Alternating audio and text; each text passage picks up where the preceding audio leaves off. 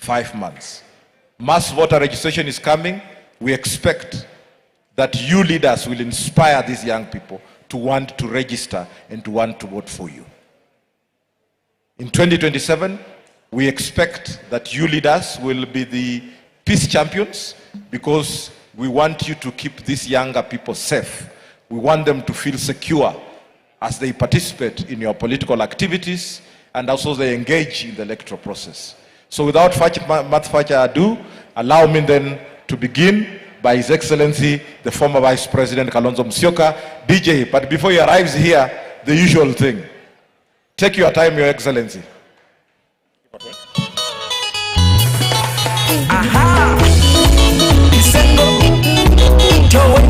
The wife members, you are free to bring your leader.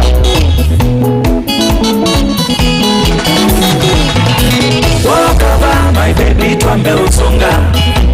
Wakava, kaswiti twambe ubina. Mama neka na kusaku wanyeni maela. Mama neka umasaku wanyeni mona. Niwa mawetyo samba sange wasiamana. Measia tulisoma chinyeni nagu. Mateseka na wendo wito ni wamoja. Mateseka na wendo wito ni wakeshua negolia. Telemaeva ni utongoza. Telemaeva uine namba. Telemaeva tuichaji ginokalika boksi yakwa kama lonze ze. Asante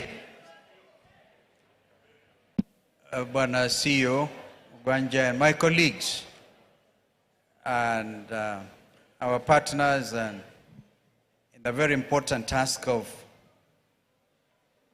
developing democracy in our region, in our continent, in our world, Center for Multi-Party Democracy.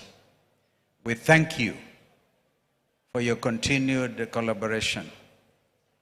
I see that this continues to improve every year. And the participation of the young people in particular, let us say, clap for our young people, because that is where the future is. Yeah! And because they come in and they participate. But allow me to, where I come from, people say an animal smells exactly like the last bush where that animal slept.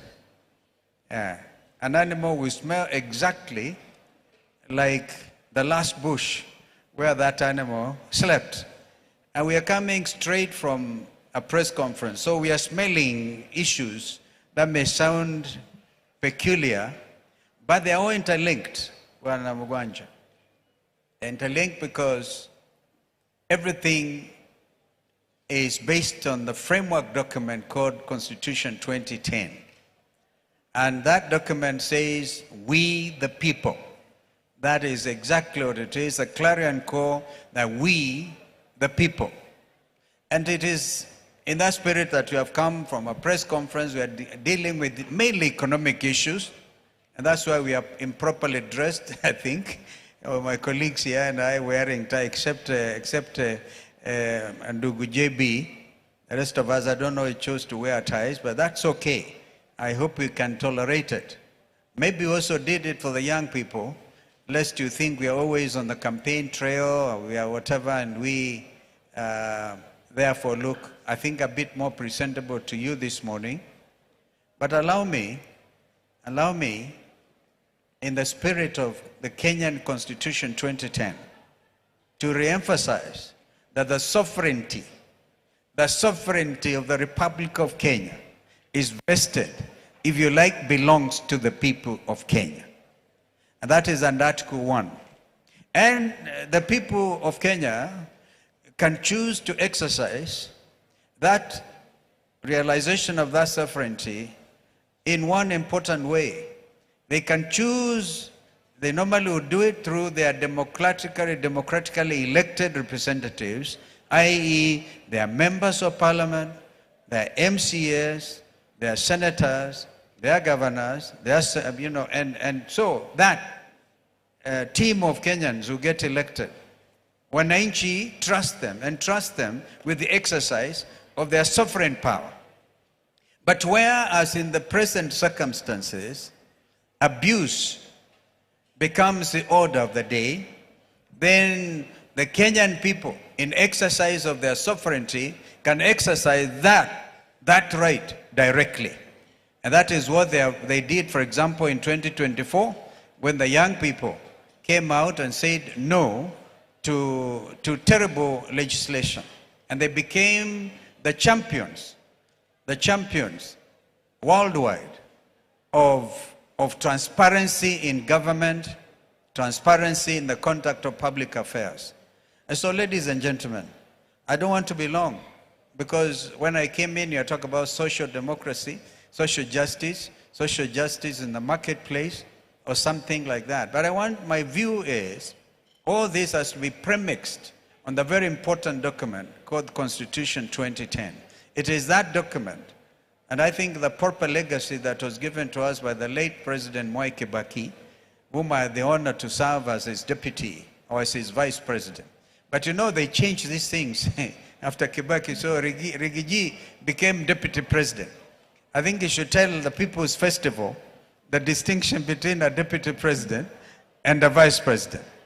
Because it was meant that, of course, the president and the deputy are elected on one ticket. That's a primary thing. What happens?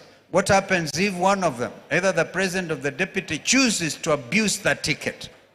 I think it's an issue that needs to be brought before the people's dialogue. And this is a big festival when we celebrate and shagilia what you have already achieved. For me, that's a gray area where the president chose to abuse that privilege. And then you end up with a deputy president who is not elected by the people, but chosen by a state-captured legislature. What does that mean to the future of democracy in our country? So these are some of the challenges we are facing. We know that Constitution 2010 may not have been a perfect document, and that there are those of us who believed 80% was okay. But I think this is a time, as we look forward to 2027. By the way, I don't like to talk about 2027. I talk about the urgency of the situation, which is next year. Let us not talk about 2027. The urgency of the situation is this country will go to the polls next year. And that, what does that mean? Mr. Mugwanji, the CEO, has mentioned that when I was coming in, I saw a desk designated for registration of voters, IEBC desk. And you have just heard the paltry numbers that have been registered. And the main issue is they had hoped that the Gen Zs would come out and register as voters. We still want to urge that they do so. The only way to do with a hurting administration that uses brute force to deal with the citizens, is to take them out through the ballot. We have a situation where a sitting head of state made some historic pronouncement, like no other head of state anywhere in the world, who say those who are demonstrating should be shot on the legs. Shot on the legs. The only way to remove such a dictatorship is through the ballot. And that is what we are preparing ourselves to do. But so that I can also make a next important point, is the registrar of persons. We paid a visit to the new team at IEBC. We propose to pay another visit to the registrar of persons, because that is really where the rain begins to beat all of us. Young people who have attained the age of 18 years apply for membership to be registered as Kenya citizens, and instead of getting them registered, we are in a hurry to register foreigners, register persons. I actually I may have sent that letter saying, we want to know in the last 2 years, how many citizens were registered as Kenya citizens by getting their national identity cards. And out of that number, how many are Kenyans? Because you make them Kenyans. Now we see They're giving foreigners like people from Darfur, they're given Kenyan citizenship and also given Kenyan passports. And this has become a big embarrassment to this country. So we will be visiting the Registrar of Persons. We want to see that young Kenyans on attaining the age of 18 years are expeditiously issued with the national identity cards and thereafter registered as voters for next year's purposes. This is so basic, this is so fundamental, and any attempt to deny young Kenyans from any part of the country from registering as becoming citizens by getting their IDs is actually acting against the constitution of this country and the future of this country. So I want to say, People's Festival, hoye! Can you give me, when I say Wiper, because that's my party, and here we also demonstrate who we are. Sisi ni Wiper tunasema, tukisema Wiper, you give me Komboa Kenya. I remember we rebranded from purely because it's very easy to talk about democracy as a democratic movement when your rights are Wiper. Are you guys ready? I'm ready, and I'm sure all these colleagues are ready. If I breached your protocol, what did you expect? You call us, and we have to do that. And really enjoy, because this is a festival. So maybe next year, God willing, I'll not come dressed in a tie. You can come dressed in your traditional attire and celebrate. Some of the world's greatest festivals happen in Latin America. People dance throughout the whole week, go dancing and celebrating their culture,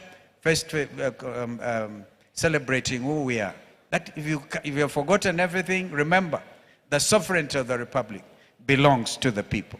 We the people. Thank you very much. We'd just like to take questions very quickly from the audience. We'd like to take two questions from the audience, please. Yes. Heshima. So from this side, I'll have one question, and my colleague Charlotte Ako, the other side, who will take one question. We will note them down, atazijibu tukisonga. Sawa sawa? So Honorable Kalonzo, those are two specific questions to you. Proceed. Kuna swali hapa. All right. Introduce yourself.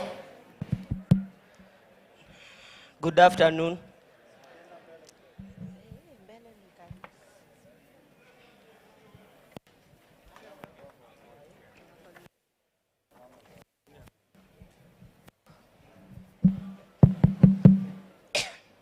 So, good afternoon, everyone.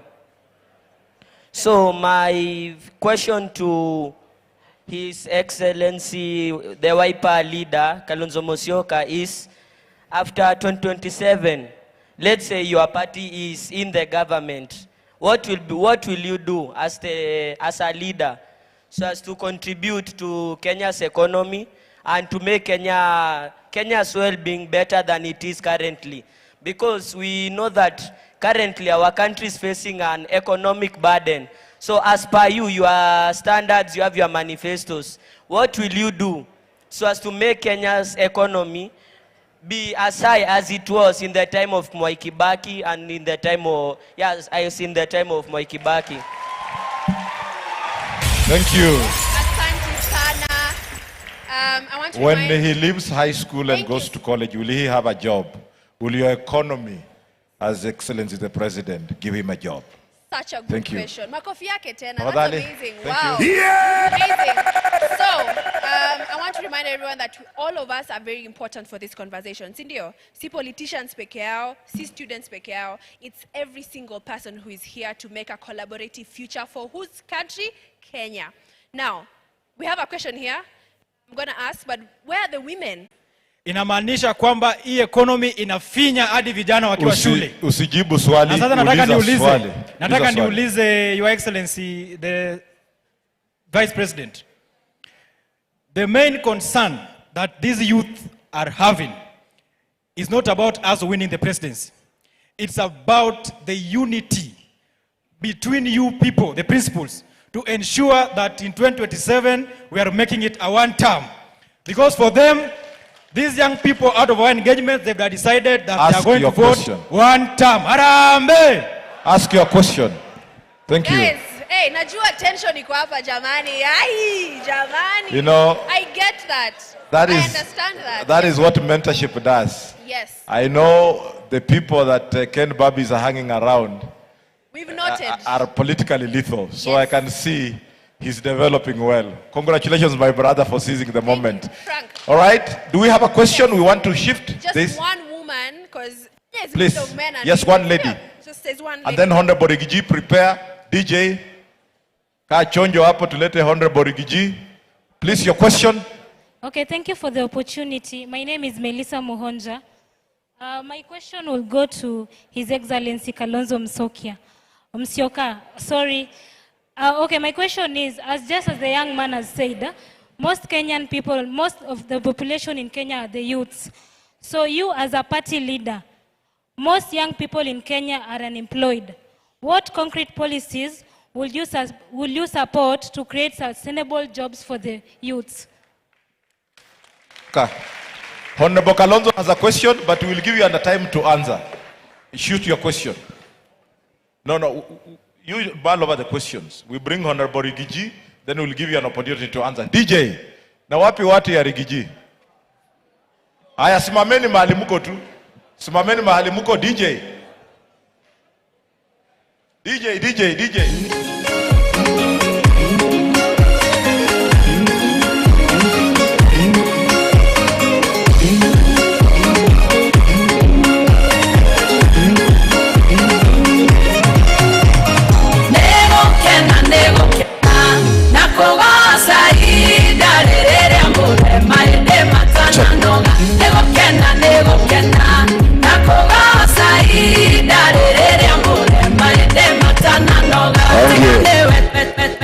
Asante sana. Vijana oye.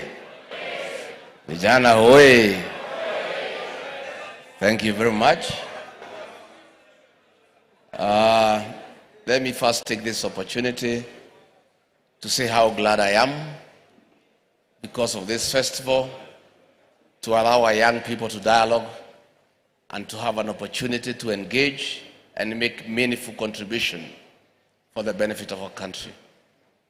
I am a great believer of our young people. I am persuaded that despite the challenges that this country has in terms of economy, in terms of governance, in terms of crime, with all those challenges, I am persuaded that as a country, we are fine because we have the greatest resource available to us, the young population. And if we give our young people the opportunity to be on the decision-making table, I'm sure this country will be on the right trajectory. I therefore want to ask our young people not to be bystanders, not to be spectators, but to pursue leadership. Our young people are very knowledgeable, they are very exposed, they have the energy, they have the zeal. But they must agree that they must be part of the solution to the challenges that we face as a country. So this afternoon, I want to make up a call to our young people. As we go towards the general elections, you are more than 70% of the Kenyan population. Democracy is about the majority. Our young people have the capacity, they have the numbers to be on the decision-making table, and they come and create the solutions that they desire for the country and themselves. And they have no choice because they are the greatest stakeholder in our country, because they have longer to live. So I want to ask our young people as we go to these elections, please get out of your homes, get out of your comfort zone, and get into the field and be part of the solution by seeking for elective positions.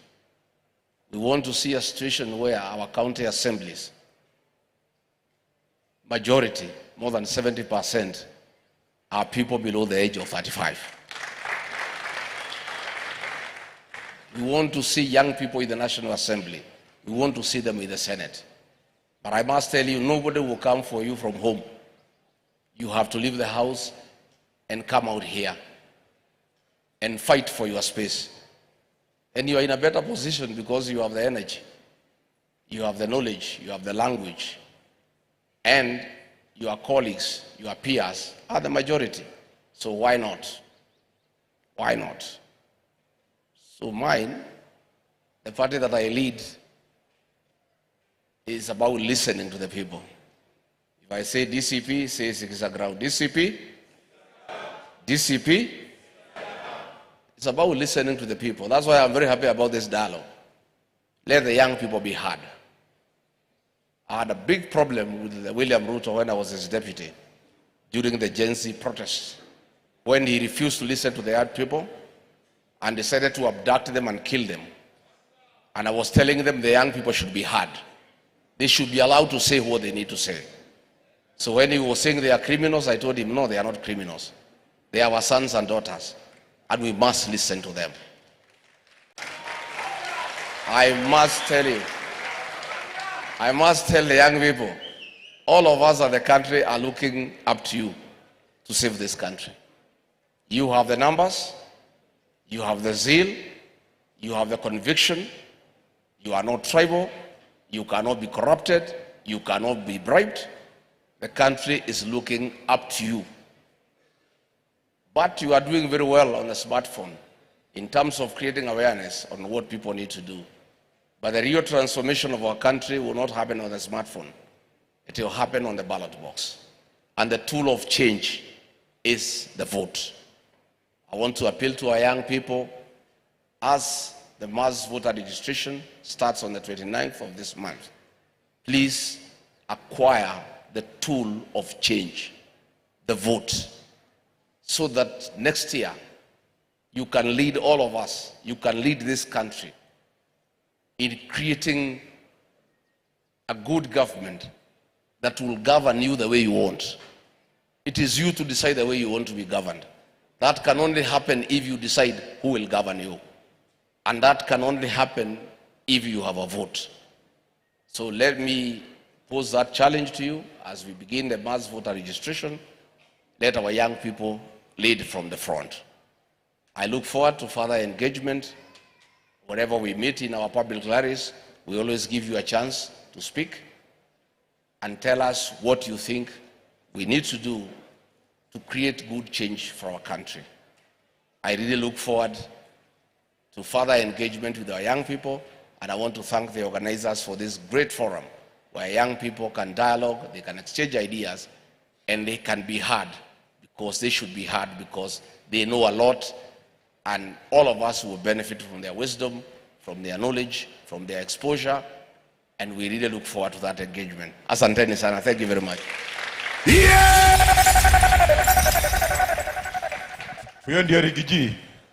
All right, thank you so much.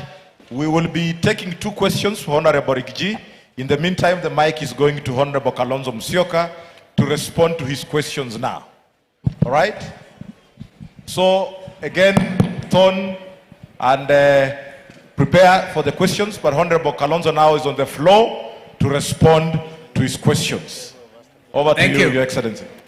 The first question, I thank you, because you only forgot when you praised the performance under President Kibaki that yours truly was the vice president. So I claim a little bit. And we grew the GDP, the gross domestic product of this economy was nearly a double digit. By the time Kibaki left office, we were close to between 7 and 8% of GDP. Since that time, things have gone where now it's even worse. And so our number one objective will be to transform the economy. Every Kenyan knows there's a terrible problem with the debt burden. Every Kenyan who is born today, wherever they are born with a debt burden. And that is what we must alleviate by, for example, renegotiating our debt commitments the world over. If you had a government that is listened to internationally, then you will be able to reduce the debt burden. But right now, the opposite is happening. We've just been addressing a press conference where we are saying that under the infrastructure fund bill, which we are saying, even as you in this festival should express your opinions, we have said that this is another avenue for growing the public debt. Because, and the worst bit about it is they are doing it outside of the framework, the legal and the constitutional framework. Because all the monies that get raised through taxation and other revenues goes to the consolidated fund. Now the William Ruto administration is seeking to create another avenue which will not be subject to parliamentary approval or oversight.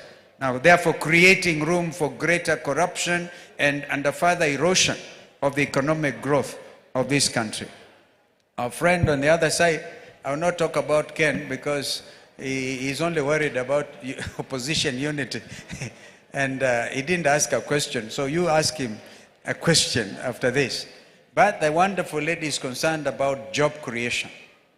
Now, if you have a government that listens to the people, a government that believes in the rule of law, and a government that has proper international recognition, you know, I personally believe with these young people should be citizens not just of Kenya, but the whole world. But first of all, we must set conditions right for you. Some of you may remember I sat in a committee called the National Dialogue Committee. And we receive evidence that over 6,000 companies registered in Kenya actually translocated to Tanzania, to Uganda, to Rwanda. The effect of that is we are losing those jobs. And yet, you have heard from my brother Rigiji that 70% of you are young people. You're going through high school. Of course, never mind the confusion with the CBC and stuff. Yeah, never mind that. But at least you go out to the job market. You need a growing economy. Therefore, this question is interrelated with the other person's question. You cannot create those job opportunities if you have a country that is dysfunctional, if you have a parliament that is captured, they will never talk for you, if you have a judiciary that cannot quickly do things, and I'm not here criticizing the judiciary because as we speak, it is the only last line of defense that we have as a country, because parliament is state capture. The leaders are all compromised. What you have is a cartel leading a whole nation called Kenya. Therefore, we will have to do something very specific, improve on manufacturing sector. Investors will come to invest here and then, you know, do serious business when we have reduced cost of electricity, for example, the reduced cost of doing business, so that within, I don't know whether you know, young lady, that Kenya is a member of COMESA, which is Kenya Common Market for Southern and Eastern Africa, and amongst its members, a country called Egypt. The cost of production of goods in Egypt is a lot lower than here. So a lot of investors choose to go and set up industries. Well, they should be setting up industries here in our country. We will deliberately make it a policy to attract foreign investment, to create industries so that our young people leaving universities and other places will find employment opportunities. But this is part of the conversation. I thank you very much. Thank you, Your Excellency. 2 questions for Honorable Rigathi Gachagua, please. Yes. A lady, a man. There is a lady here. Thank you. Angela, who has Proceed. a question. And then Honorable J.B. Muturi, please prepare to make your remarks shortly. All right, proceed. Good afternoon, everyone. I'm Angela Wambui, a student leader at the University of Embu and an aspiring vice president of the University of Embu. So my question to His Excellency Mheshimiwa Rigathi Gachagua is, first of all, I'd like to say that we as youths and young people, we have felt his impact for the past years that he has been in leadership, and I'd like to say that since he came out from leadership, we also felt the impact now that he advocates for our issues as their youths. So my question is to Mheshimiwa. You have been very vocal about restoring the dignity of the payslip of Kenyan workers. Now, we as the youths, after graduating, we don't have any guaranteed job opportunities. Mheshimiwa, what do you have in store for us as the youths now that our job opportunities and our future after graduating in university is not guaranteed? What do you have in store for us, Mheshimiwa? Tone on the other side. All right. Yes. Kindly, in conclusion, I was requesting if maybe Mheshimiwa could allow me to shake his hand. Rikiji iko Kairitu hapo. Mheshimiwa. Proceed. Proceed. Yes. Angela na Mheshimiwa makofi yao jamani. Amesema only opportunity comes. How many times? Exactly. Angela Chukua na namba hata Mheshimiwa. kama ni ya kijana yake. Asante sana. Ukipata Asante sana. Iko K2 huko nyumbani. All right, thank you. Over to you. Yes, comrades power. Comrades team. Comrades one term. Aya, sawa.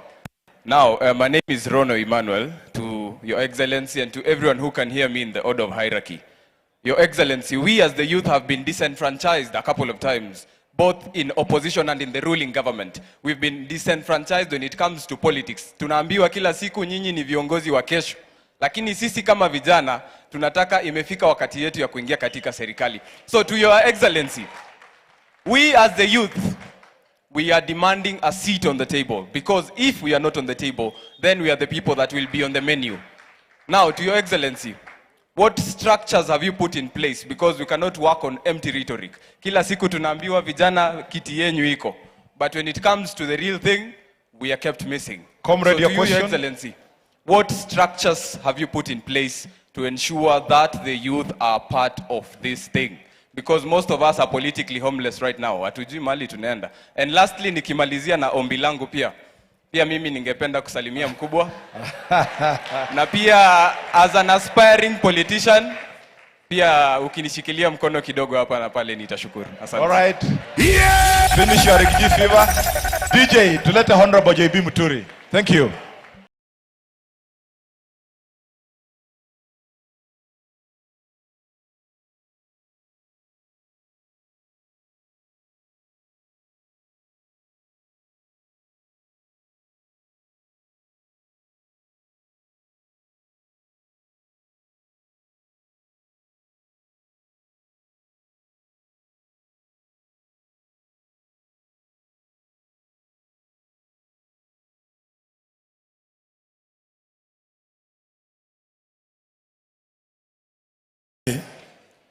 Thank you very much. Let me begin by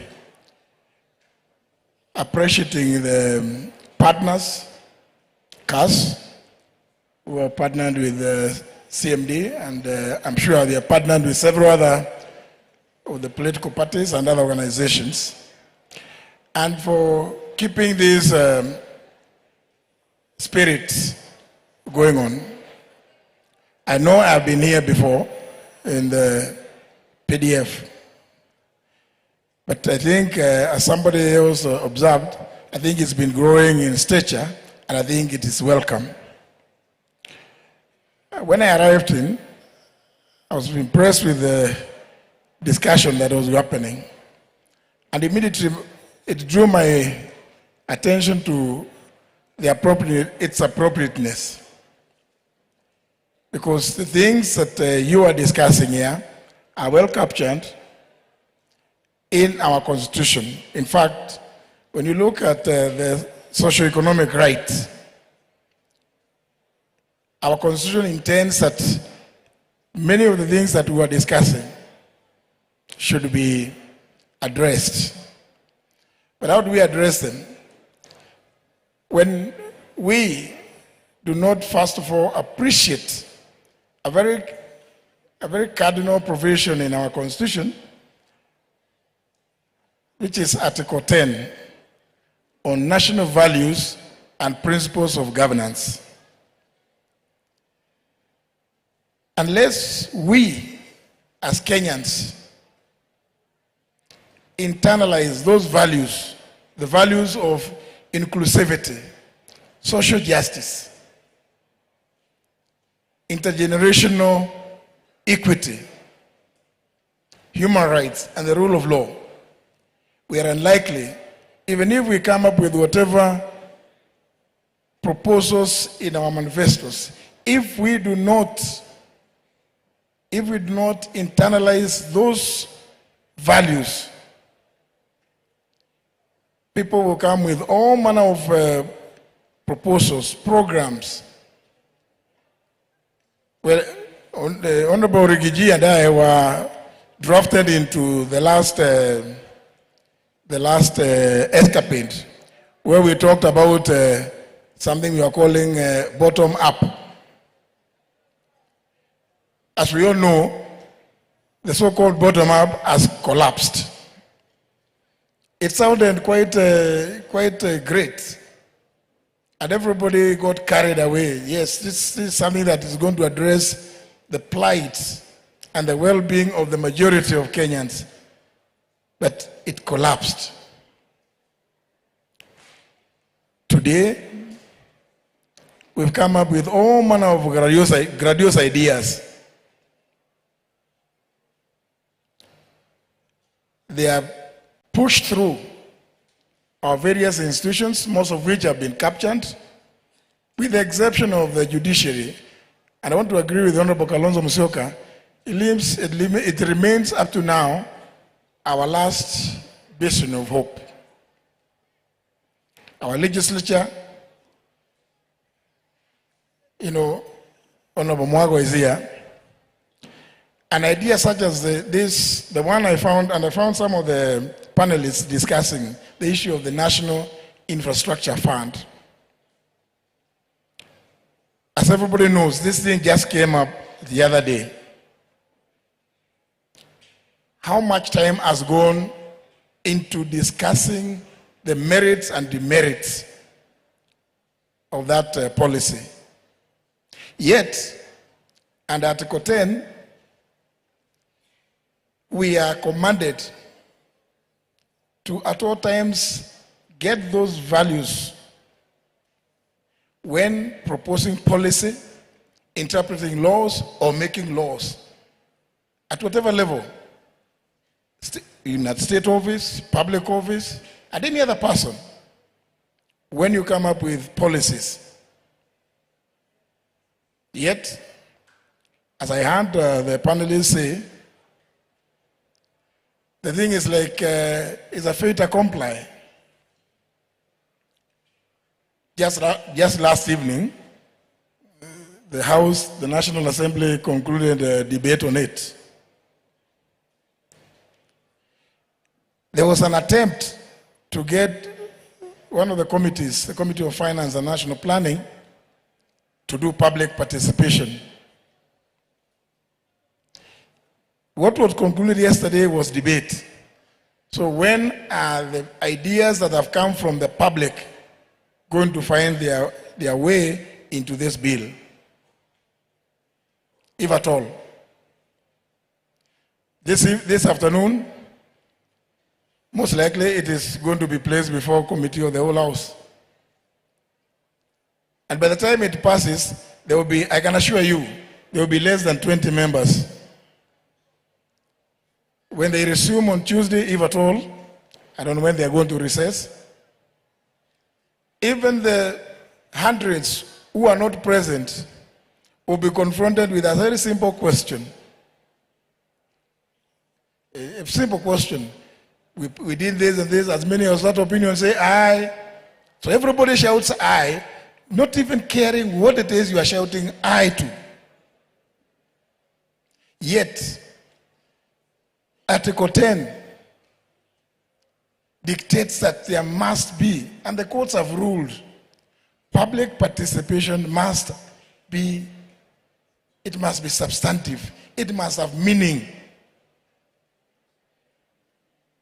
I was quite impressed with the discussions from the panelists. and the questions that were coming from the floor.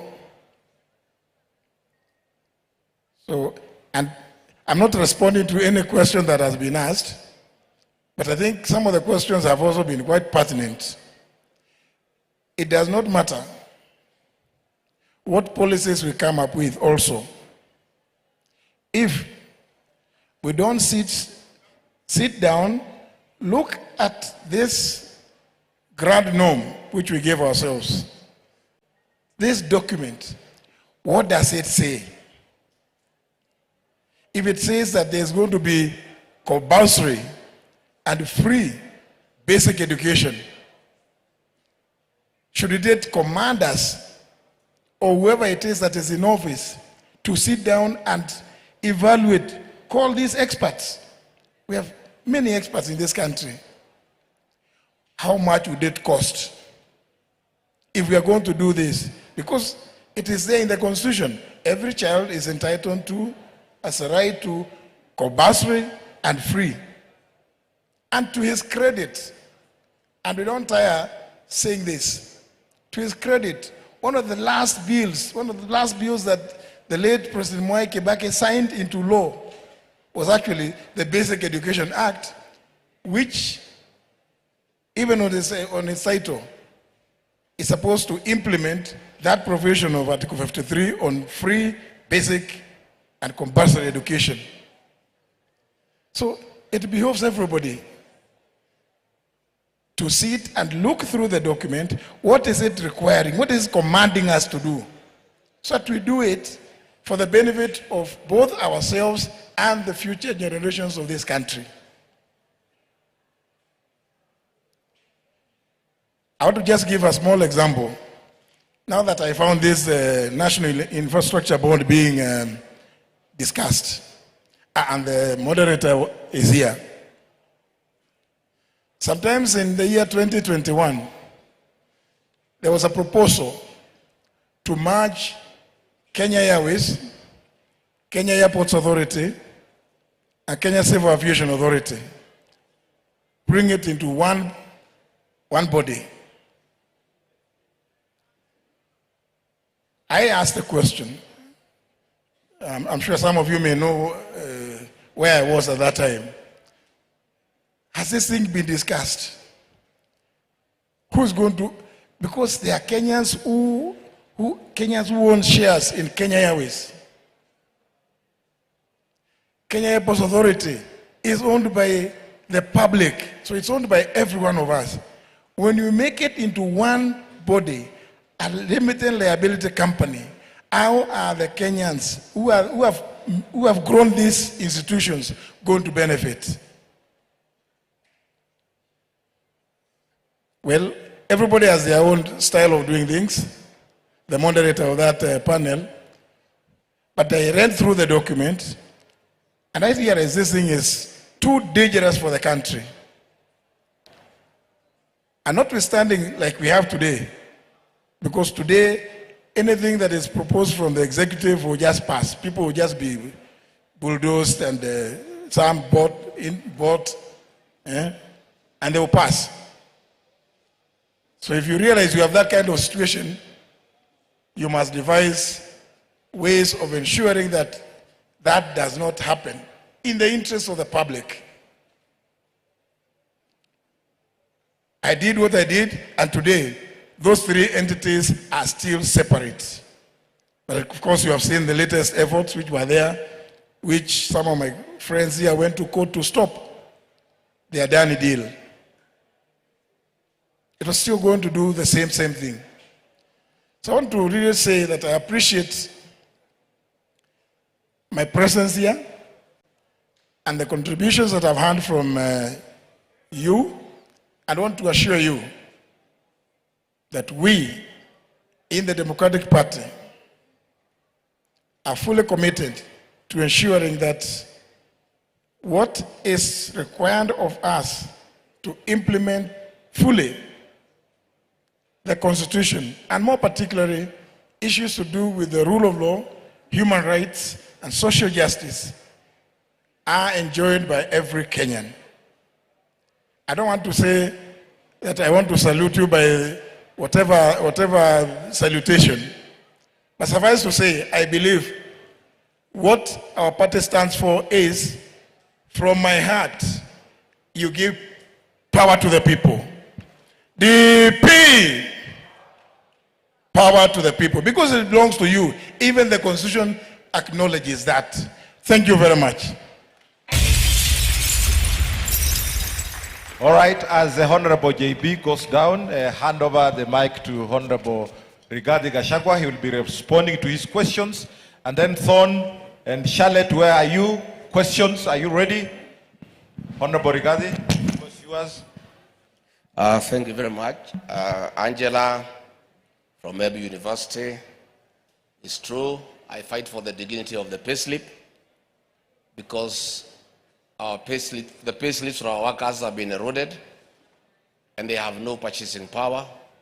There is overtaxation, and what's unfortunate is that those taxes are not being used for building roads and providing water and electricity, but those funds are being diverted and used to bribe the people of Kenya. We intend, once we form government, to restore the dignity of the payslip by rationalizing taxation, taxing Kenyans in a prudent manner, and using those taxes for the purpose of which they were taxed, the people of Kenya. It's true, you have talked about the job opportunities so that you can also have payslips that are dignified. We intend to work very hard on import substitution so that we are doing manufacturing here in the country to create job opportunities for our young people and for Kenyans at large. Again, the issues of agro-processing and value addition, so that we create as many jobs as practically possible for our young people instead of importing goods from out of the country. Again, we intend to work very hard on financial inclusion, where we provide seed capital at very reasonable interest rate for our young people to start small businesses and create employment for other young people. I want to encourage you, Angela, that you are fighting for leadership. That is the way to go. I wish you well. You have my blessings. Go for it. Na usiogope. Emmanuel, it's true. You are saying that for too long the young people have been told they are the leaders of tomorrow. You must fight that nonsense. You are not the leaders of tomorrow, you are the leaders of today. And you must fight for your space on the decision-making table. And if you are not on the decision-making table, make sure you come down with that table. Sindio? And in our party, DCP, we have clear provisions and created organs for our young people to get them involved in leadership. We have our youth league that is very active. I think the leader of that youth wing, Wanjiku Thega, I don't know whether she's here. Wanjiku Thega is the leader of our youth wing. We also have a caucus for students to engage in leadership. And those of you who are in universities, DCP is your party of choice. We have the leader, he is called Willie. I don't know whether he's here. He's here. So please, when those of you who want to get into serious leadership, engage this young man and he can give you how to start getting involved in leadership. We want our young people to participate fully. And as I've told you, nobody will come for you from your houses. Come where the leaders are and demand your space. You know, the other day I had a meeting in Karatina, my hometown, and the young people demanded that they must speak before we speak. And that is what happened because we were 90% of the meeting. And that is the way to go. If there is a public rally near where you are, be there and demand your space and articulate the issues that you need to articulate. So there will be opportunities for our young people, but it's up to you to do it. And let me advise you, all the leaders you see here, many of them in this country, 80% started their leadership journey at the university. In 1986, I was the chairman of Nyeri District University Students Association in the University of Nairobi. I then became the chairman of the Literature Students Association. And here I am today. That's the way to begin. So, for you to do even practice, hizo viti kwa university kwanza mnyakue. And that's the way you start your leadership journey. You test your muscle on how to mobilize people to support you in leadership. And then your journey for leadership will begin in earnest. Asanteni sana. Thank you very much. Thank you so much, Honorable Rigiji. Honorable Eugene Wamalwa will be preparing to come on the stage. In the meantime, can we have questions for Honorable Muturi? But there is a protest, Honorable Rigiji. There is a young lady there that is holding us hostage, that she must ask you a question. So please direct your question, and then we pick questions for Honorable J.B. Muturi, and then Honorable Eugene Wamalwa will be coming on the stage. Yes. So shoot your shot. Okay, the congregation at large, the invited guests, good afternoon. And I wanted to ask a specific question on the vision of 2030. As we are preparing for the 2027 elections that are approaching, yes, the power is to the people. And what are we going to do when we reach there? The vision 2030, as we have heard, we have a vision 2030 for Kenya specifically. We have a debt of over 12 trillion. What are you guys doing to revolve around that, to pay all that, and to honor the power of the people at large? That's my question. Thank you so much. Honorable Very Quickly straight to the debt question. Yeah. Thank you very much. It's true we had Vision 2030 that came up with the President Mwai Kibaki and Dr. Kalonzo here. Somehow along the line, William Ruto abandoned Vision 2030 and came up with the bottom-up economic transformation, which has failed. Now he has left the bottom-up economic transformation and has gone to Singapore, which you all know is a lie.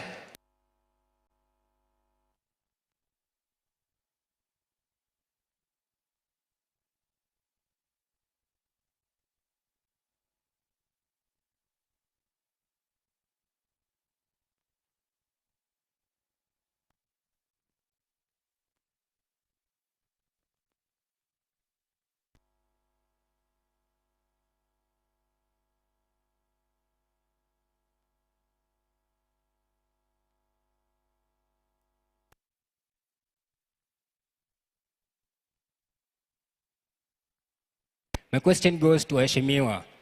How do you plan on leveraging technology to ensure that Africans, as Africans and Kenyans specifically, we do not miss on the next Silicon Valley? Right now, artificial intelligence will be published in 2027. Same way internet was published in 1995, and we missed all the chances zenye zilikuja nayo.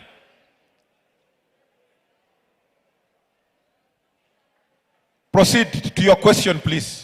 Yes, how do we leverage technology to ensure that every youth akona economic opportunity to ensure that at least unaweza, like I can own a cloud computing, I can own a cloud asset, I can own something like crypto and that. So how do we ensure that to the waheshimiwa, how do we leverage? Na kwa mayouth manze, tujipange na artificial intelligence, blockchain technology, hizo stuff manze. Hapo utakulia fiti juu kingojea waheshimiwa. It's the same thing every day. Thank you. Next question, please. Ton. Very quickly. Yeah, please give him a chance. Proceed, sir.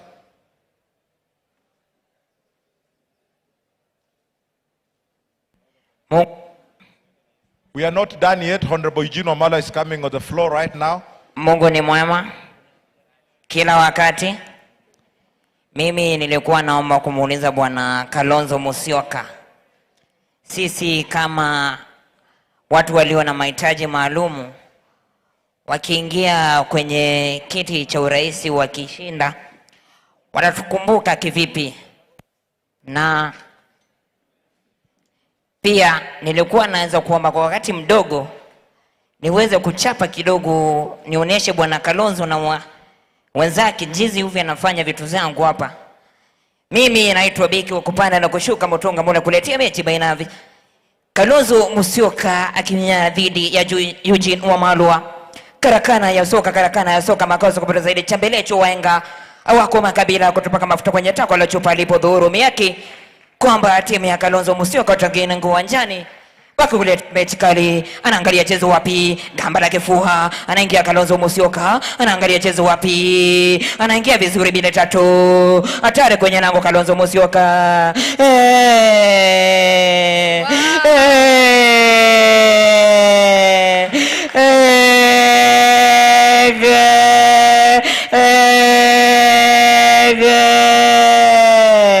Kalonzo Musyoka ananikumbusha kocha wa zamani The Blues. Anamnyima kijana Romelu Lukaku kuingia mchezo. Anaenda kubisha mlango funguliwa na bibie. Anafunguliwa na kijana Romelu Lukaku. Anapata bibie kashaenda za kuni. Kumsalimia tu niongee naye kidogo. Asante sana. Thank you so much. Now, can we bring Honorable Eugene Wamalwa just one question to the stage, please? No. Let's Justice no need it. Let's bring Honorable Eugene. We'll give you an option and a chance. What year DAP? KJP Kano. Anaitwa Masagamika Wanyenje. Omanomo Kiyamita. Ewapi. Wende sidu. Sinani ya bandu mshimala muno. Sisidu sindu. Esibu. Sebu raga. Sisidu zino majiko. Sisidu zino majiko. Asante.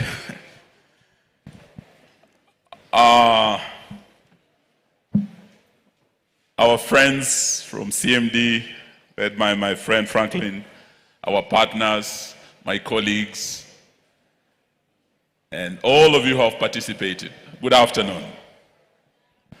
The only problem when you are the last speaker, when people are about to break for lunch, the attention will be very limited, so I do not intend to speak for long. My colleagues have addressed most of the issues. When we arrived, I think you are talking about the infrastructure fund, you are talking about Safaricom, social justice, and we were at the same time dealing with the same issues during our press conference today. So I do not wish to repeat, only to give you the assurance as the alternative government and as the responsible opposition, if, and we suspect Parliament will let you down, we want Kenyans to know that that will not be the end of the road. Our last line of defense remains the Kenyan judiciary, and when the chips are down, they have come to the aid of Kenyans. When we had similar transactions, you remember the 3 Adani deals, where we had an over 200 billion deal going to Adani over the JKIA. We had a 95 billion deal going to the same Adani through Ketraco. And we had a 104 billion deal going to the same Adani, introducing something called SHA. We were able, as the People's Loyal Opposition, with my brother Kalonzo Musyoka, our brother Tony Gashoka was here, the LSK, and a very strong civil society to proceed to court and to challenge the legality of those deals. And I do remember in Parliament, the president had no choice but to drop the Adani deals to do JKIA. So today we want to assure you, we have urged our parliamentarians to stand with Kenyans. But if they do not, the constitutionality of what they are doing and the legality of the process will be challenged. And we will be on the front line in proceeding to court to challenge that. So let not your hearts be troubled. We will stand with you. We have heard about the young people. My brother Rigiji has spoken about them.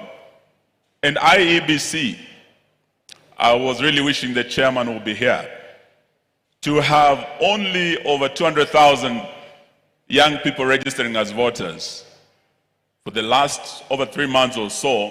There is something terribly wrong with that process. If your target was 6 million and you register only 200,000, I think there is something terribly wrong with the process.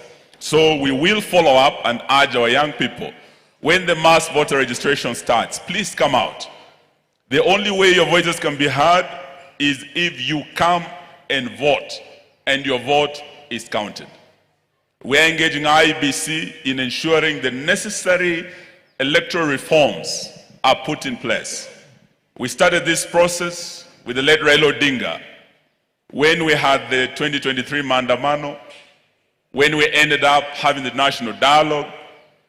We put these issues on the table, electoral justice that you've spoken about, and we want to assure you that we'll continue pursuing this matter.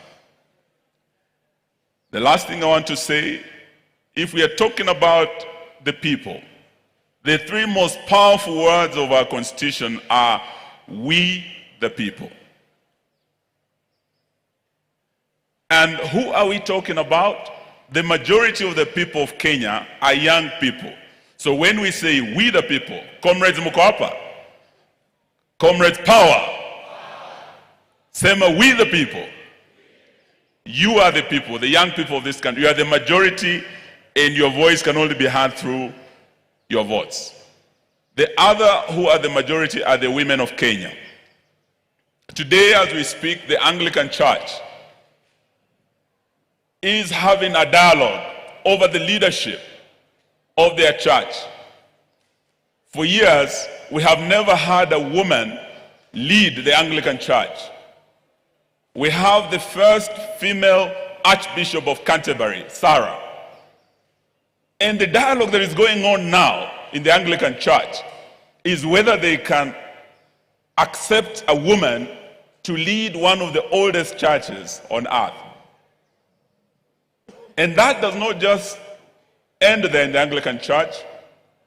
Even in the US itself, whether to allow a woman lead the only superpower in the world. We had Kamala Harris try in the last elections, and they failed. Here in Kenya, we have had Martha Karua, Charity Ngilu, and other women try to be president. So even as we have this dialogue today, let us encourage the women of Kenya, as we encourage the youth of Kenya to come out and take their rightful place at the democratic table. No one is going to give you that space. We had about 7 women governors. We lost Lorna Laboso. We have had some who have left, Charity left. And in the next election, those women who are here today, the Democratic Action Party, the DP, Wiper, DCP, and all these parties in the United Opposition, we want to encourage women of Kenya to come out, to fight for all positions of leadership, including the presidency of the Republic of Kenya. So we want to give you our word that in whatever we are planning, we will put our youth and our women at the center and front of our democratic action. And we will work with you. Staki niseme mengi, I want to thank you all and thank CMD for continuing giving us this table. President Reagan used to say that all change, or the greatest change, starts at the dinner table, at the family table. So having this table here at Uhuru Park, where we can all come, young and old, men and women, disabled and others, we have a family table, we can talk to each other. Not those public platforms where we talk at each other and we make speeches na tunasema makofi kwangu. Here we talk to each other and we appreciate the questions, particularly the young people have asked the leaders here today.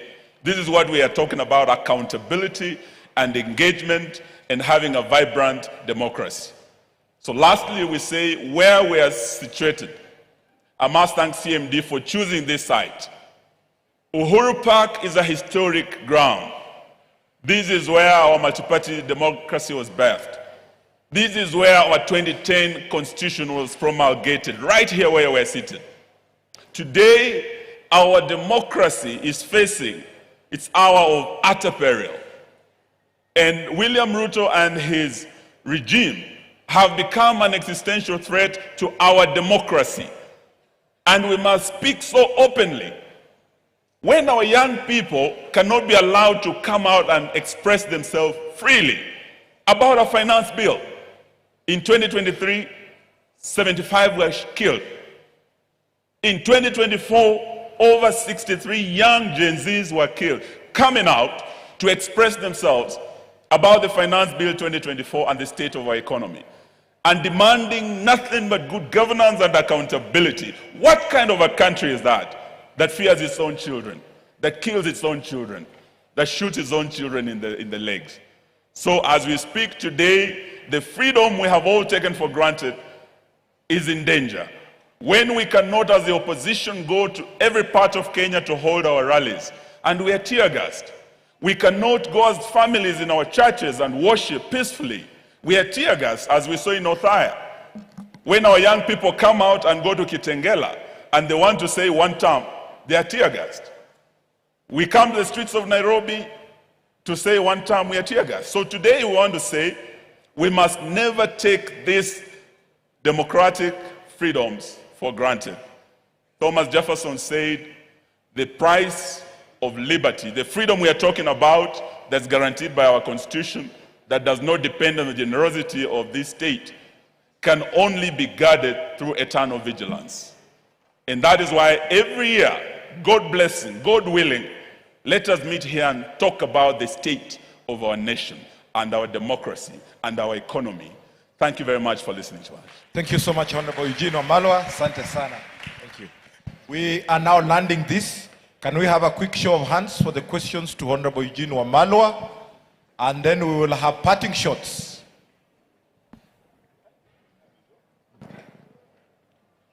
All right.